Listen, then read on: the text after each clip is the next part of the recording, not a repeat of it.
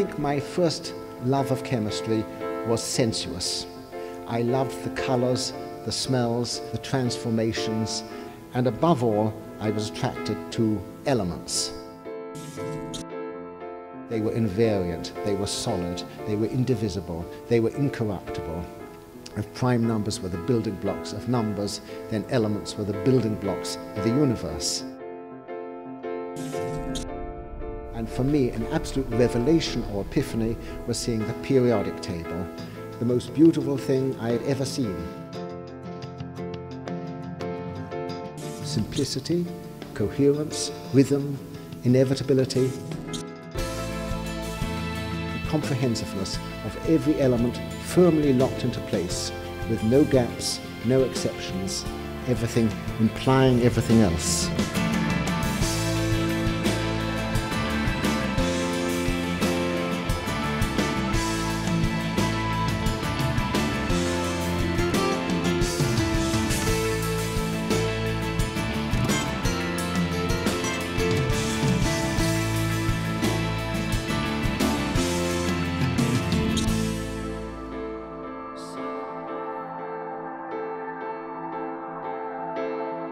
And it gave me for the first time a sense of the transcendent power of the human mind, and the fact that it might be equipped to discover or decipher the deeper secrets of nature, to read the mind of God, and a confirmation that the physical universe at least made sense.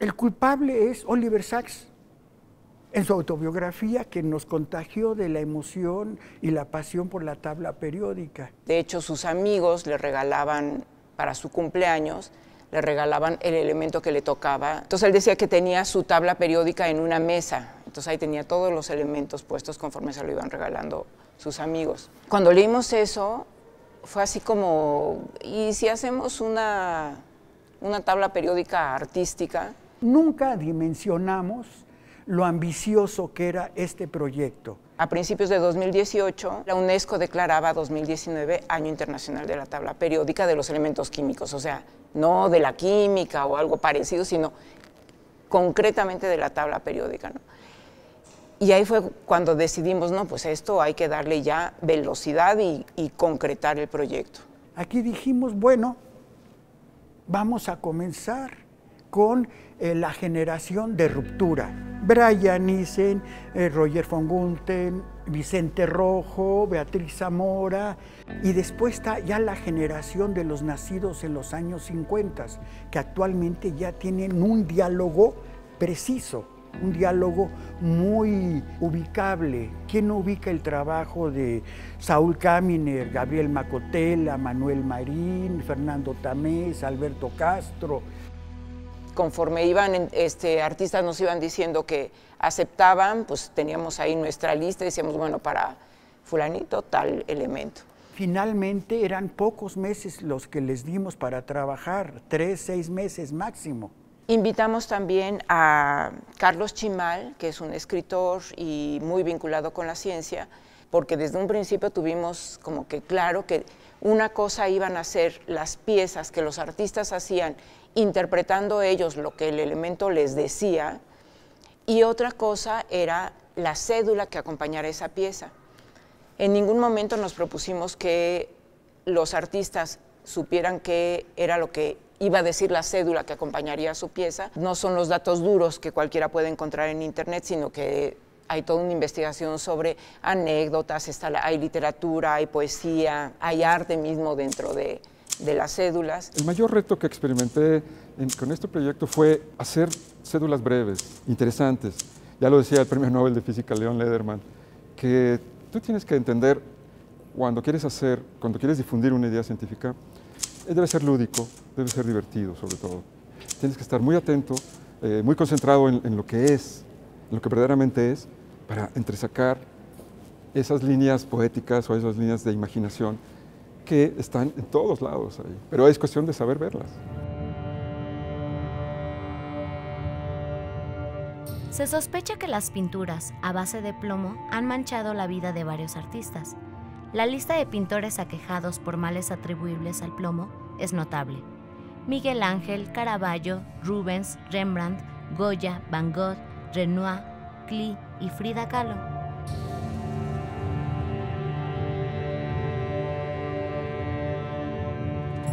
Su uso en la historia reciente se asemeja a una fábula de la que nos negamos a aprender.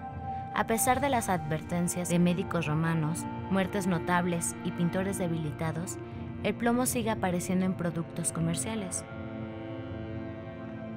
Su presencia en el mercado ha sido un verdadero acto de alquimia que lo ha transformado en oro. Dentro de mi trabajo como fotógrafo hay dos columnas. Una son la literatura, el universo de la literatura y el universo de las artes plásticas. Hay un seguimiento cotidiano con los artistas, ya sea que exponen o que les llamo y voy a ver su trabajo que están haciendo y los he estado fotografiando. Entonces fui a los estudios, pensé hacer un concepto de retrato. Comencé a pintar un pizarrón negro, pintura negra para pizarrón y con gis. Y la idea de borrar superficialmente, que fuera quedando la huella, esa impronta del borrar. Con el pizarrón dentro de su espacio, son unas fotos de un concepto espléndido. Boris Vischkin se pinta de espalda, corresponde a su discurso curatorial. El caso de Pedro Friedeberg es un personaje que interactúa en su espacio con su obra y se puso máscaras, tiene muchas máscaras, sombreros, y fue la que nos gustó más. O sea, no son nada más retratos tomados al artista, ¿no? Y que los pone ahí para que el público vea la cara de quien hizo cada pieza, sino que sí de verdad son parte de la exposición, no son parte de la tabla de los elementos.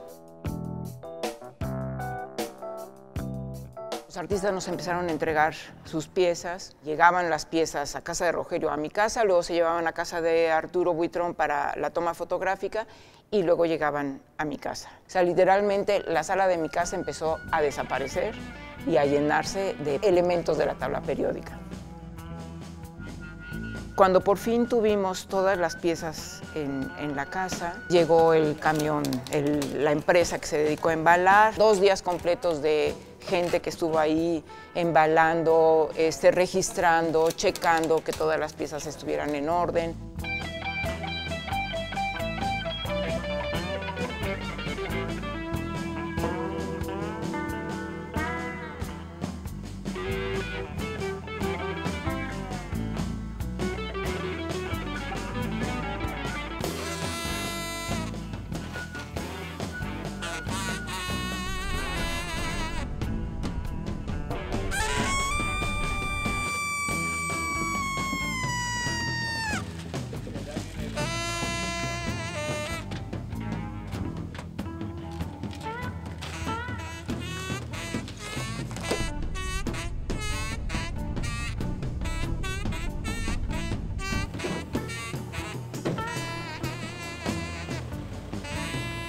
En medio de todo esto, como parte del proceso, pues teníamos que buscar un lugar donde montar la exposición. Cuando nos acercamos aquí a Universum, la directora Gabriela Guzzi de volada se mostró súper entusiasmada con el proyecto. Propuso que lo hiciéramos en el lobby del Museo Universum, que es el mejor lugar, museo de ciencia y arte.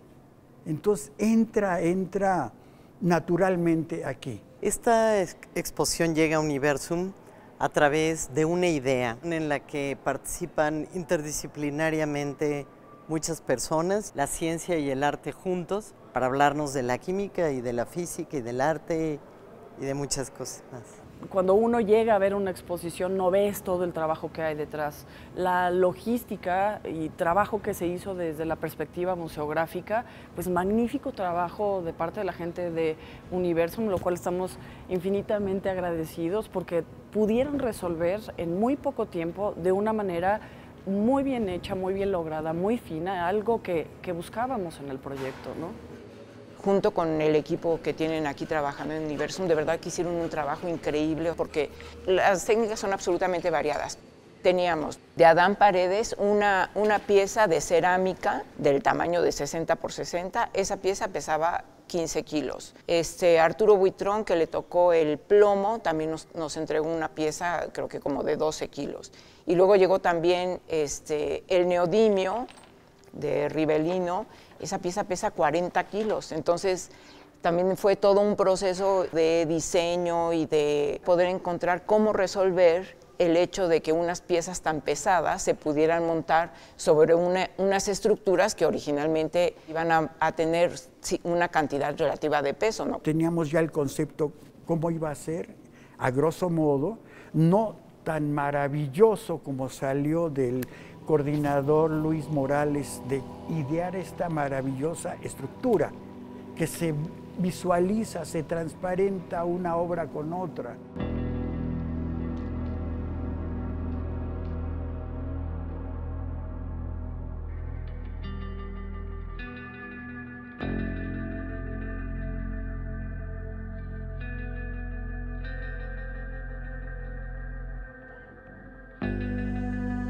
Pues ha sido maravilloso ver la inauguración, la convivencia en la inauguración.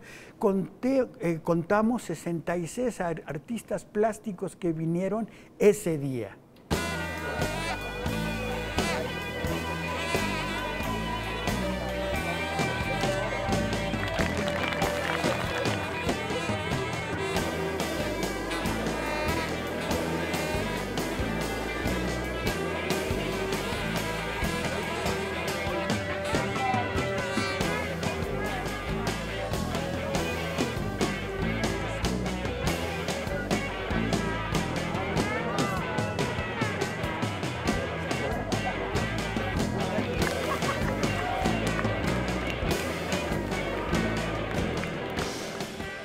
Los artistas de verdad respondieron increíble, se entusiasmaron, a pesar de que para la mayoría de ellos era un tema que en realidad yo creo que nunca se les había pasado por la cabeza. Carles Gutiérrez Angulo se emocionó tanto que nos hizo 2 cuadros, dijo escojan el que ustedes quieran, y ahí el desafío, los 2 hermosos. Paloma Torres dice gracias por involucrarme en el proyecto porque voy a seguir sobre este trabajo que hice para esta exposición colectiva. No hay ninguno, creo, que no se haya metido a investigar qué era el elemento que les tocaba. Tuvimos contacto con gente del Instituto de Química y de la Facultad de Química.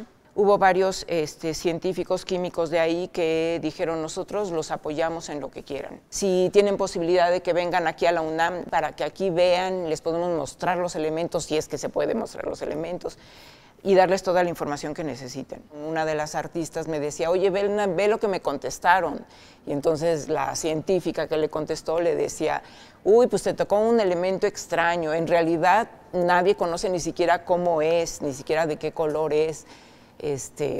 Pues a ver qué se te ocurre con eso, ¿no? Bueno, a mí como pintora me sacaron de mi elemento creativo y me metieron un poco a estudiar ciencia, ¿no? Fui a enciclopedias, todavía tengo enciclopedias impresas. Me daba la sensación esa de las clases de química, ¿no?, que tomé en la secundaria. Sí tienes imágenes, pero no estaba muy seguro de cómo era, entonces sí fue un reto. Entonces, ¿cómo le hago para expresarlo, no? El osmio es un elemento muy raro. Se encuentra en muy pocas cantidades en las minas de platino. Me enteré que es altamente tóxico, estuve leyendo bastante al respecto y de qué manera lo podría yo utilizar para mi obra. Pedro Friedeberg, que nos dice, bueno, me dieron el lutecio, un elemento muy simple. Dice, ya revisé 6 enciclopedias y bueno, esto es lo que salió. Roberto Parodi, es casi un cuento del duende que estaba en las cuevas donde andaban buscando plata. Entonces, como que todo el trabajo que hicieron los artistas fue muy comprometido.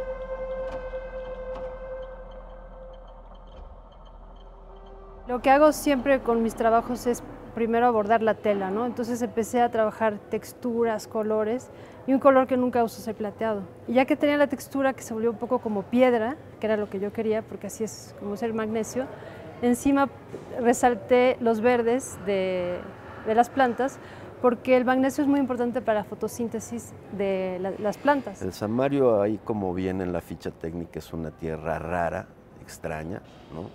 Que tiene un color plateado en algunos casos, pero en algunos casos, por las imágenes que estuve buscando, es muy terroso. Y me gustó esta relación. Yo trabajo con cerámica a alta temperatura. Normalmente el trabajo que desarrollo es en eso, entonces que fuera un elemento muy terroso y que tuviera esta expresión y esta composición, pues me atrajo mucho, ¿no? Yo encontré en la tienda de repente que había pintura fluorescente, entonces eso me atrapó y quise como experimentarla. Inclusive usé la oscuridad para poder entender la fluorescencia que emitía, ¿no? Yo hice un vanitas, un vanidad, pero el óleo lo utilicé con thinner para que se fuera destruyendo poco a poco y fuera viviendo el proceso que va a vivir la calavera. Que en un principio, bueno, pues yo tenía agolpadas muchísimas ideas de cómo iba a ser la composición, pero yo no había trabajado con anterioridad con la hoja de plata, entonces este es uno de los primeros problemas a resolver. Posteriormente trabajar con lo que sí he trabajado con anterioridad, que es la cerámica, pero aún así yo la trabajé de un modo diferente al habitual. Normalmente hago escultura en cerámica o relieves, pero nunca había incorporado estas piezas pequeñas adheridas al lienzo, ¿no? Logré encontrar negro Sudán, que así se llama la tinta. Es altamente tóxica, no podía tocarla con los dedos, pero la utilicé como tinta para teñir las láminas oxidadas que trabajé. Tenía cierto temor, pero me jalaba a usarlo. Yo hice un toro, a mí me tocó el material que se llama torio, y escogí trabajar en lentejuelas, que te da la representación de lo que es el torio, ¿no? Un material blanco, plateado, que al contacto con el aire se vuelve negro. El elemento que hace que un CD pueda ser grabado o regrabado es el telurio y es la delgada línea, esa azul metálica que vemos en el centro de los CDs cuando lo vemos de manera horizontal, digamos. Es decir, la pieza es una técnica mixta, se usan improntas de equipo de cómputo en desuso como cabezales de impresión, disipadores de calor, microcircuitos y demás, pero tiene un CD también, hablando de CDs, en donde hay un poema hecho por mí, que está grabado ahí precisamente, y que como está intervenido, como ya es parte de la pieza, como el CD está intervenido e integrado a la pieza, resulta que nunca podrá ser leído, reconocido, observado o incluso obtenido de alguna u otra forma, ¿no?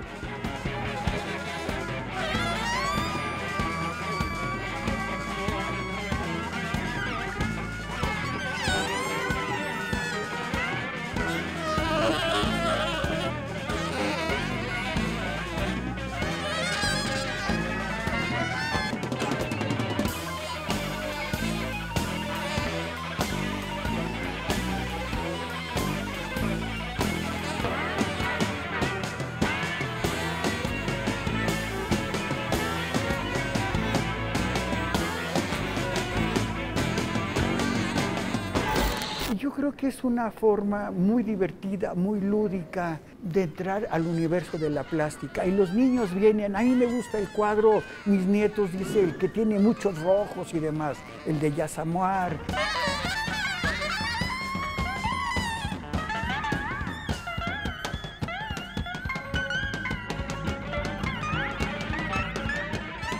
Se divirtieron mucho entrando a este universo lúdico, juntar ciencia y arte.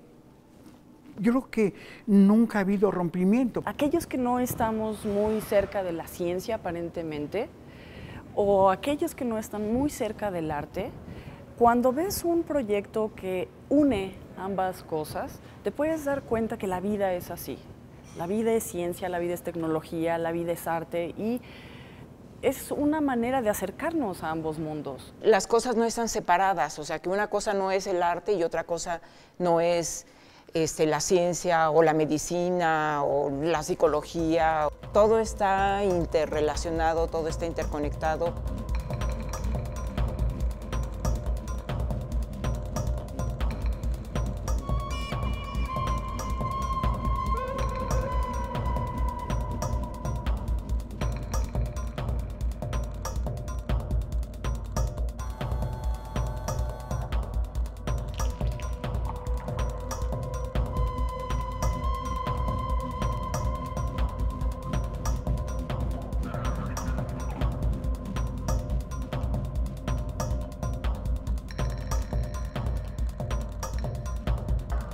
Fue maravilloso el poder abordar el hidrógeno porque, pues, primero, es el elemento más abundante que tenemos en el universo y segundo, es el elemento más simple. El que permite a la ciencia comprobar los estados cuánticos de la manera más elemental. A mí me tocó escribir el texto y a Adrián Reñer le tocó hacer esta obra en donde condensa de una forma mínima lo que es el hidrógeno. Fue una maravilla leer sus palabras, ¿no? Cómo destilan esta poesía a través de la ciencia y viceversa. En ese respecto, lo mío fue simplemente la labor de llevarlo a las formas mínimas. Es un malentendido pensar que las artes y la ciencia son situaciones diferentes. Son manifestaciones del potencial de creación humana que siempre van de la mano. Cada quien en su trabajo hace cosas químicas con los pigmentos, con los aceites, con el agua inclusive, y producimos arte. Cuando se hace una pieza artística o artesanal o inclusive industrial, al meterse a la cocción, sufre otro cambio químico que ya es irreversible, ya tenemos una pieza cocida y entonces ese es un ejemplo de muchos donde se puede relacionar lo que es la química y la ciencia y el arte. Todos los proyectos que yo ejecuto, o la gran mayoría, tienen precisamente ese doble, lo voy a decir así hasta un poco sarcástico, ese doble filo, esa doble intención. O sea, no solo es la parte plástica, no solo es una intención estética solamente, sino también busco yo que tenga como un lado B, es decir, que permita al espectador pues explorar más o adentrarse más o dialogar más con la pieza o en este caso específico con mi trabajo. Estás trabajando con elementos químicos para trabajar tu pintura, pero no de una manera consciente a nivel científico, sino más bien emocional. Y aquí se junta lo científico con lo emocional. Y eso es una parte, yo creo que muy interesante, muy enriquecedora para el artista, pues los resultados están aquí. Fueron unos meses muy agotadores y ver la exposición, me parece que quedó como tenía que quedar, ¿no? Ver los fines de semana, filas de niños, jóvenes, tercera edad, disfrutando este trabajo, es un gran logro.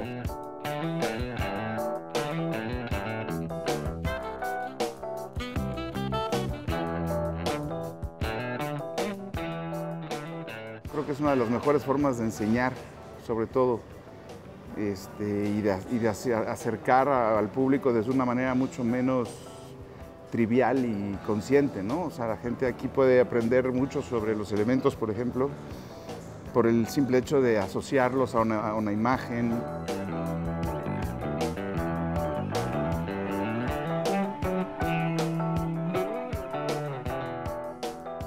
Me parece que es una exposición extraordinaria, un cuerpo de obra extremadamente bien logrado, ¿no? Es una exposición muy contundente, muy importante. Me parece adecuado que sea inaugurado aquí en Universum, en esta casa históricamente importante que es la UNAM, ¿no? No veo otro lugar a donde lo pudieran haber inaugurado.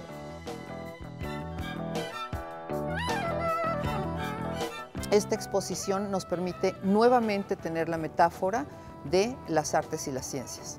La ciencia y el arte son los motores por los cuales se mueve la civilización, son los elementos fundamentales de nuestra cultura.